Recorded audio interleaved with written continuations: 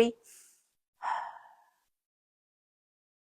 In a fascial maneuvers training, I learned that as you pin the fascia, where you pin the fascia cannot move.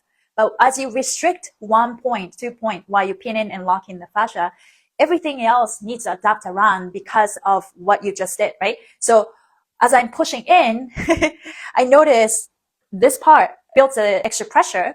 Then I'm creating that extra pressure and I move around so that things are adapting, try to adapt itself.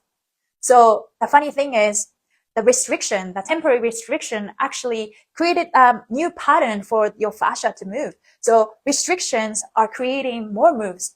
Now, when I learned that and I thought about my dance practice, I'm a dancer, I teach dance.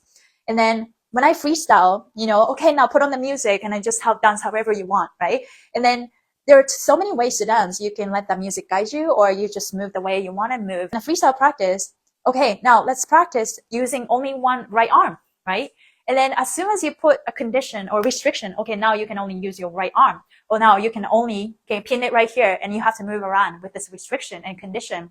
And I think that's when the human body or our mind started to explore more possibilities, being creative. And it's like, what are the ways I can move, right? Like, we're constantly, get tested and challenged. Okay, we're going to have this event. And now this person who was supposed to open up this show, like our event hasn't, arrived yet. Okay, what are we going to do, right? So when something happens, restrictions, conditions, that's when human grow.